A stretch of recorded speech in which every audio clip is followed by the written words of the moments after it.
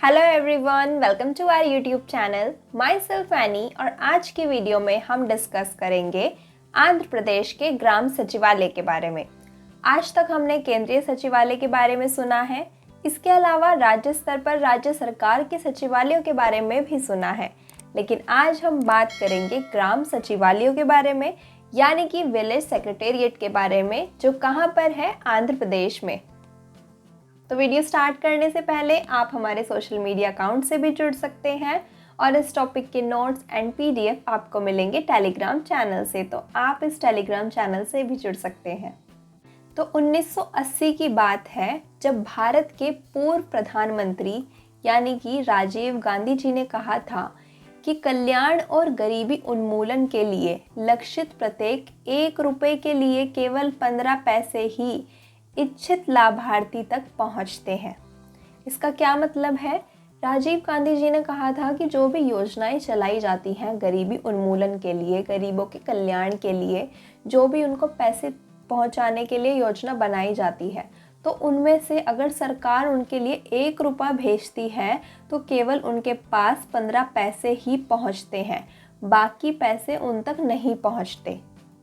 तो ये हमारे देश की उस समय की सबसे बड़ी समस्या थी, लेकिन ये आज भी है, इसलिए आज हम इस टॉपिक को यहाँ पर डिस्कस कर रहे हैं।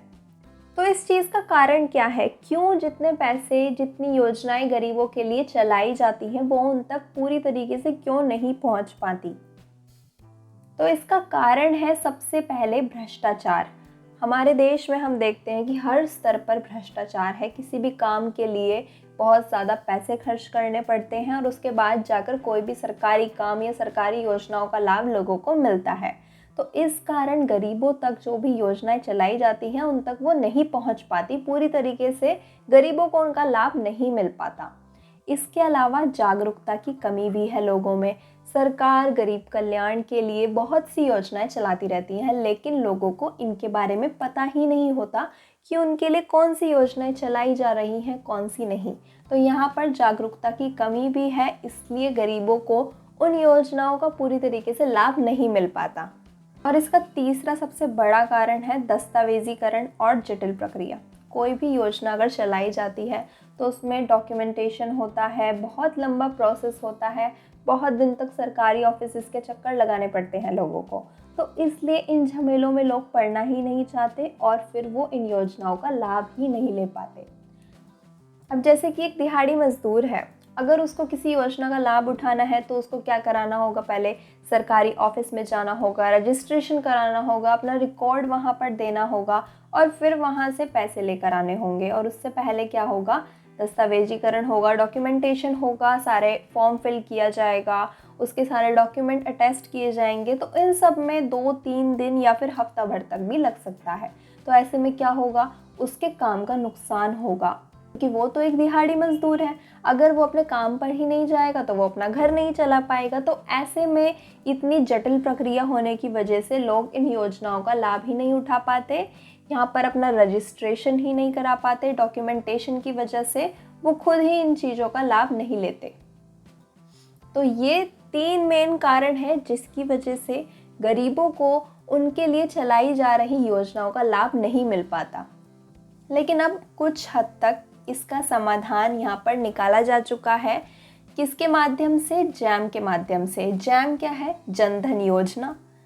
इसके अलावा ए से आधार और एम से मोबाइल।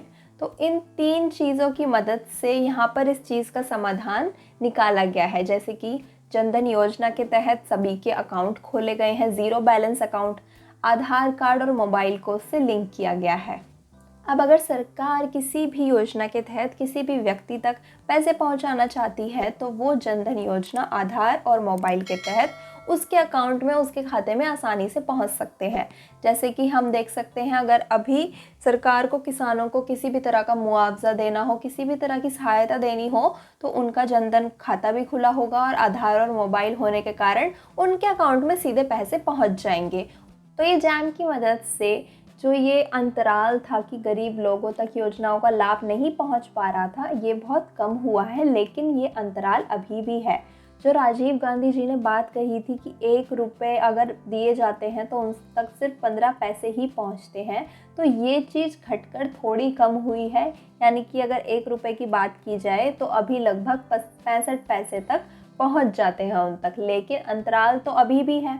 अभी भी बहुत से ऐसे लोग हैं जिनका अकाउंट नहीं है, जिनके पास मोबाइल नहीं है, तो ऐसे में उन लोगों के लिए अभी भी समस्या है।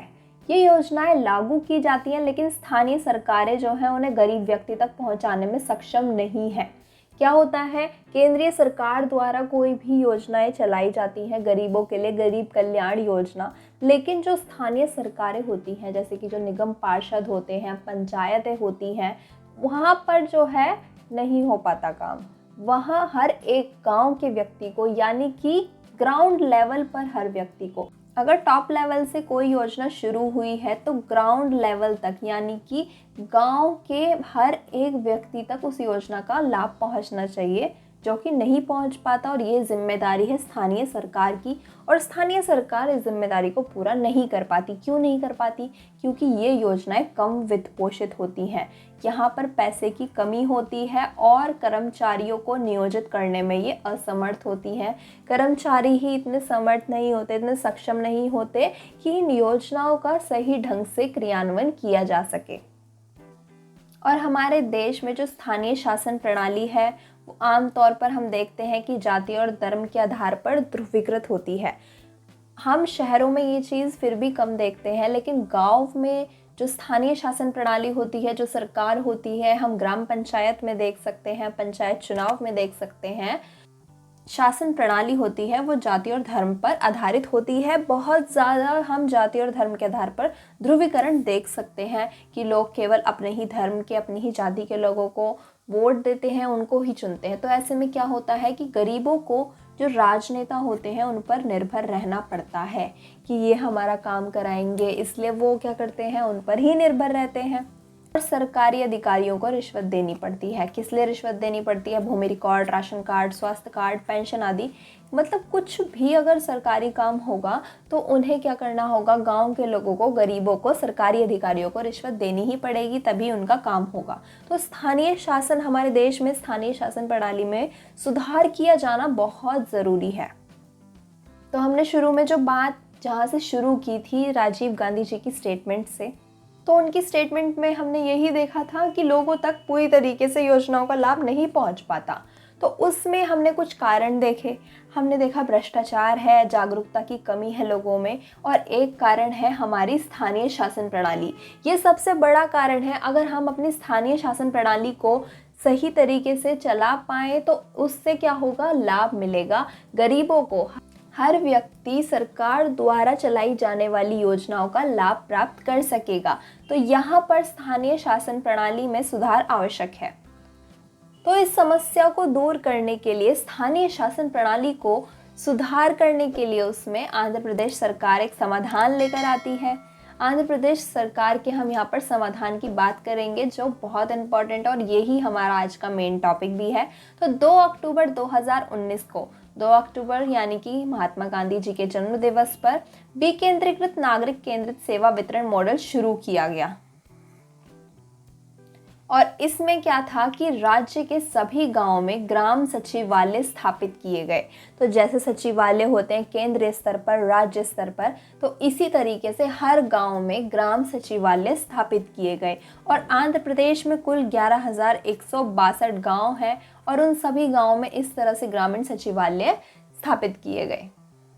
अब गांव के हर एक व्यक्ति को सरकारी योजनाओं का लाभ मिल सकेगा, वो भी बहुत आसानी से। किसकी मदद से?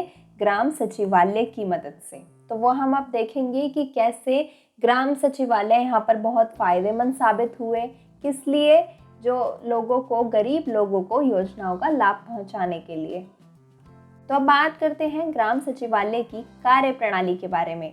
तो प्रत्येक सचिवालय में 11 अधिकारी होंगे। तो हमने देख लिया था टोटल लगभग कुछ 11,162 गांव थे, और इतने गांवों में ग्राम सचिवालय स्थापित किए गए, और हर सचिवालय में 11 अधिकारी नियुक्त किए गए। तो यहाँ पर रिक्रूटमेंट भी अच्छा खासा हुआ, हर सचिवालय में 11 अधिकारी। और ये जो है ये 34 विभाग और 100 से अधिक योजनाओं से संबंधित हैं। ये जो अधिकारी होंगे ग्राम सचिवालय में, ये 34 डिपार्टमेंट और 100 से अधिक योजनाएं जो केंद्र और राज्य सरकार द्वारा चलाई जा रही होंगी उनसे संबंधित होंगे और इनके पास विभिन्न योजनाओं के क्रियान्वयन की जिम्मेदारी है। तो जैसे कि ये गांव में ग्राम सचिवालय और यहाँ पे कुछ 11 अधिकारी हैं। अब ये जो ग्राम सचिवालय है, ये जो अधिकारी है, इनकी जिम्मेदारी है कि गांव के हर व्यक्ति को हर योजना का लाभ मिले जो केंद्र सरकार द्वारा चलाई जा रही है और जो राज्य सरकार द्वारा चलाई जा रही है। गांव के हर व्यक्ति को, हर गरीब व्यक्ति को इन सभी योजनाओं का लाभ मिले, ये जिम्मेदारी है इन अधिकारियों की और ग्राम सचिवालय की। तो राज्य सरकार ने यानी कि आंध्र प्रदेश सरकार ने ग्राम सचिवालय में 1.3 लाख अधिकारियों की भर्ती की है और इसके अलावा ग्रामीण स्वयं सेवक भी हैं। ग्रामीण स्वयं सेवक कौन है? जो स्थानीय युवाओं में से 2.81 लाख ग्राम स्वयं सेवक की भर्ती की गई है। हर ग्रामीण सचिवालय में 11 अधिकारी हैं, लेकिन 11 अधिकारी होने के साथ साथ स्वयं सेवक भी हैं। स्वयं सेवक कौन है? गांव में से ही युवाओं को चुना गया है, जो उस गांव के ही हैं, जो उस गांव के लोगों को अच्छे से जानते हैं, गांव की परिस्थिति से परिचित हैं। तो ये कुछ युवाओं को उस एक गांव में से चुना गया है। अब हर एक व्यक्ति को, हर एक ग्रामीण स्वयंसेवक को 50 घरों की जिम्मेदारी दी गई है और 50 घरों के बैच के लिए एक स्वयंसेवक जिम्मेदार है और प्रत्येक घर को विभिन्न योजनाओं से जोड़ा गया है।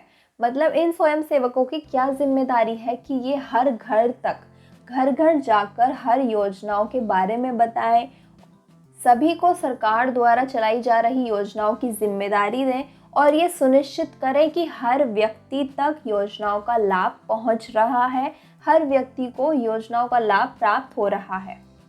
तो ग्रामीण सचिवालयों में अधिकारी के साथ साथ स्वयंसेवक भी हैं, जो गांव के ही हैं, जो स्थानीय युवा हैं, उनमें से ही स्वयंसेवकों की भर्ती की गई है और हर एक स्वयंसेवक को 50 घरों की जिम्मेदारी दी गई है और उनको ये सुनिश्चित करना है कि हर घर तक योजनाओं का लाभ पहुंचे, योजनाओं की जानकारी पहुंचे। अब जो इस तरीके से ये स्वयंसेवक होते हैं, ये घरों के संपर्क में होते हैं, घर घर जाकर ये योजनाओं की जानकारी देते हैं, लोगों को जागरूक करते हैं, योजनाओं के बारे में जागरूक करते हैं, परिवार की ज़रूरतों की पहचान करते हैं। इसके अलावा ये जो ग्रामीण स्वयंसेवक होते हैं, ये हर घर की ज़रूरतों का भी ध्यान रखते हैं, पहचान करते हैं कि किस व्यक्ति को किस योजना की ज़रूरत है, गरीब कल्याण योजना की किसे ज़रूरत है। इसके अलावा किसानों के लिए जो योजनाएं चलाई जा रही हैं उनकी ज़रूरत किसे है। इस तरह से ये हर घर की योजनाओं की पहचान करते हैं, दस्तावेज इकट्ठे करते हैं, क्योंकि हमने देखा था कि दस्तावेजीकरण एक बहुत जटिल प्रक्रिया है इन योजनाओं में। योजनाओं का लाभ लोग नहीं उठा पाते क्योंकि डॉक्यूमेंटेशन बहुत डिफ़िकल्ट हो जाता है, उनको पता ही नहीं होता कि फॉर्म फिल कैसे करना है, कौन कौन से डॉक्यूमेंट लगेंगे। तो यहाँ पर ये जो ग्रामीण स्वयंसेवक हैं ये क्या करते हैं, लोगों के खुद ही डॉक्यूमेंट्स इकट्ठा करते हैं, उनको बताते हैं कि इस तरीके से ये डॉक्यूमेंट लगेंगे। फॉर्म फिलिंग का काम ये खुद करते हैं जो स्वयंसेवक होते हैं। तो इस तरह से लोगों को योजनाओं का लाभ पहुंचाया जाता है। योजनाओं में नामांकन के लिए अधिकारियों के साथ समन्वय भी करते हैं। तो ये जो ग्रामीण स्वयंसेवक होते हैं, ये योजनाओं में लोगों का रजिस्ट्रेशन हो उसके लिए क्या करते हैं, अधिकारियों के साथ समन्वय करते हैं, बातचीत करते हैं कि इन लोगों को इन योजनाओं का लाभ मिलना चाहिए। इसके लिए इस तरह से फॉर्म फिलिंग होगी, इन सारे डॉक्यूमेंट्स की ज़रूरत होगी और इस तरह से अप्रूवल मिलेगा। और ये सुनिश्चित करते हैं कि प्रत्येक परिवार को लाभ मिले। तो यहाँ हम क्या देख रहे हैं कि जो ग्रामीण सचिवालय है, यहाँ पर अधिकारियों के साथ साथ जो ग्राम स्वयं सेवक हैं, जो गांव के लोग हैं, उनका बहुत बड़ा रोल है सभी योजनाओं को सभी घरों तक पहुँचाने में।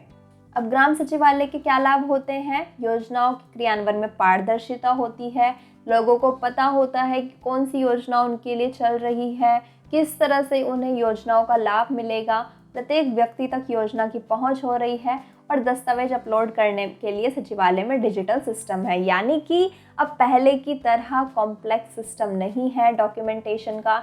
ऐसा नहीं है कि आपको बहुत सारे कागज़ इकट्ठे कर ले जाने होंगे, फॉर्म फिल करना होगा। क्या होता है, हर स्वयंसेवक को एक आईपैड दिया जाता है जिससे कि वो रजिस्ट्रेशन कर सके, योजनाओं के लिए लोगों का, और इसके अलावा जो सचिवालय है वहाँ पर भी पूरा डिजिटल सिस्टम होता है, लोगों के डॉक्यूमेंट्स अपलोड होते हैं, स्कैनिंग होती है और इस तरीके से उनका एनरोलमेंट होता है सभी योजनाओं में। तो ये है ग्राम सचिवालय के लाभ। तो यहाँ पर क्या हुआ कि ये सुनिश्चित किया गया कि हर व्यक्ति तक योजनाओं का लाभ पहुँचे, और ये इतना अच्छा सिस्टम है कि लोगों को कनेक्ट करने के लिए गांव के ही लोगों को चुना गया। अधिकारियों को तो चुना गया, लेकिन इसके अलावा गांव के लोगों को भी चुना गया ताकि वो गांव के लोगों से कनेक्ट कर सकें। तो यहाँ पर ये चीज़ बहुत ज़रूरी है, क्योंकि अब ना ही लैंग्वेज की प्रॉब्लम रही कि जो अधिकारी होंगे पता नहीं वो कौन सी भाषा में बात करेंगे, क्या गांव के लोग उनकी भाषा समझ पाएंगे। अब जो गांव के ही स्वयं सेवक होंगे वो उनकी भाषा आसानी से समझ भी सकेंगे, उनकी बात को आसानी से समझ भी सकेंगे और योजनाओं का लाभ उनको आसानी से मिल सकेगा। तो अब हम फिर से बात करते हैं वही जहाँ से हमने शुरुआत की थी, राजीव गांधी जी के स्टेटमेंट की। उनका स्टेटमेंट था कि अगर 1 रुपया खर्च किया जाता है सरकार की तरफ से तो लोगों तक सिर्फ 15 पैसे पहुंचते हैं, लेकिन अगर हम पूरे देश में इस तरह का मॉडल लेकर आए तो हर व्यक्ति तक सभी योजनाओं का लाभ पहुंचेगा। चाहे सरकार उनके लिए 1 रुपया भेजे या 1000, हर व्यक्ति तक, हर गरीब व्यक्ति तक वो पैसे, वो राशि पहुंच सकेगी अगर हम ग्रामीण सचिवालय जैसा मॉडल पूरे देश में लेकर आए। तो अभी तक सिर्फ आंध्र प्रदेश ही ऐसा राज्य है जहाँ पर ये ग्रामीण सचिवालय है, ग्राम सचिवालय है, और इस तरह से सभी लोगों को इन योजनाओं का लाभ मिल पाता है। यहाँ पर जो स्थानीय शासन प्रणाली है उसको ठीक किया गया है, और इसके अलावा अधिकारियों की भर्ती की गई है और ग्रामीण स्वयंसेवकों को भी रखा गया है। सो आई होप आपको ये टॉपिक समझ आया होगा। तो आपको क्या लगता है कि ग्राम सचिवालय मॉडल को देश के प्रत्येक राज्य में अपनाना चाहिए या नहीं? तो इस क्वेश्चन का जवाब आप मुझे कमेंट बॉक्स में दे सकते हैं।